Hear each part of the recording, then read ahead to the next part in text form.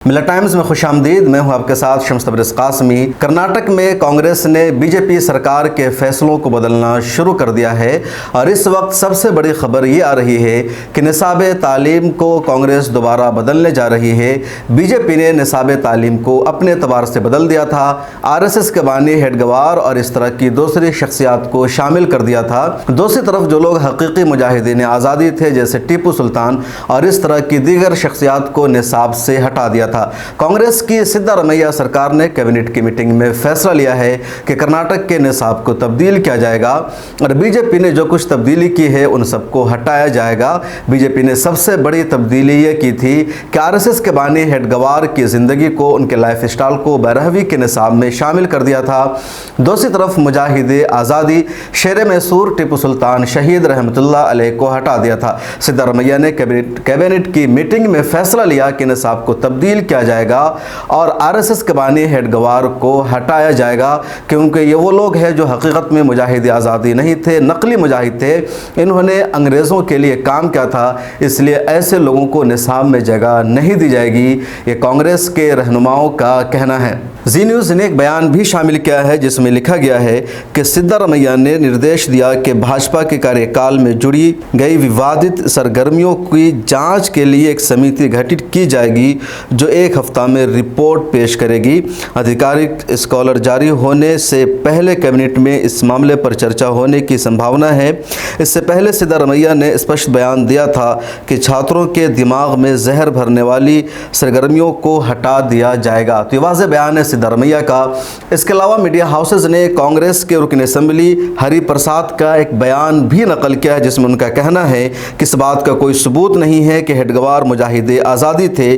Congress leader ने उन्हें बुज़दिल और नकली मुजाहिद आज़ादी बताते हुए कहा कि उनकी ज़िंदगी पर मबनी हिस्से को कभी बच्चों के निसाब में शामिल नहीं करेंगे। वो शिवमोगा में थे जहाँ वो सहाफ़ियों से बातचीत कर रहे थे।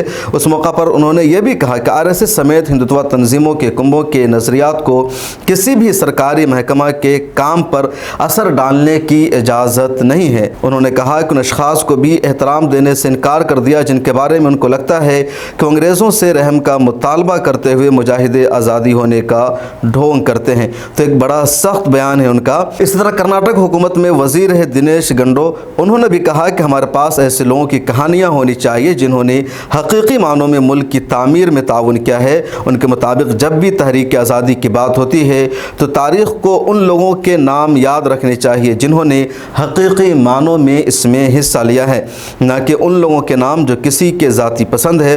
उन्होंने इल्ज़ाम लगाया कि बीजेपी ने अपने नज़रियाती इशूज़ को बच्चों की किताबों में डालने की कोशिश की जो ठीक नहीं है और इन सब को हटा दिया जाएगा। कांग्रेस का ये वाज़ेह फैसला हो चुका है। लेकिन कांग्रेस के साथ एक बड़ी प्रॉब्लम यह है कि 2023-24 के निसाब की जो किताबें हैं वो छप चुकी है, पढ़ाई हो रही है, लिहाजा इस निसाब को वाज़ेह तौर पर बदलना मुमकिन नहीं है। अगले टर्म यानी 24-25 के लिए कांग्रेस बदल पाएगी, फिलहाल बदलना मुमकिन नहीं है।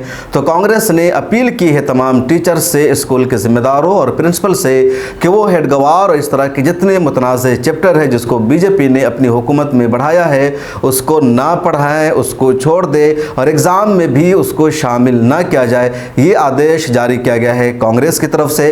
दूसरी तरफ बीजेपी ने इस पर सख्त रिएक्शन दिया है। बीजेपी के नेता का कहना है कि कांग्रेस की हुकूमत आ गई है तो तकब्बुर में मुब्तला है, गुरूर कर रही है, अहंकारी कर रही है। सत्ता हमेशा नहीं रहती है।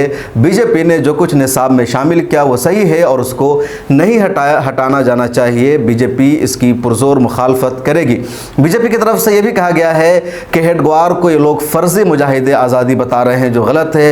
हेडगवार हकीकत में मुजाहिद आज़ादी थे और वो पहले कांग्रेस में थे, कांग्रेस के सेक्रेटरी थे। लेकिन जब उनको लगा कि कांग्रेस का नज़रिया सही नहीं है, उनमें मुकम्मल तौर पर देश के लिए वफादारी नहीं पाई जाती है, तब उन्होंने कांग्रेस को अलविदा कहा और आरएसएस कायम किया।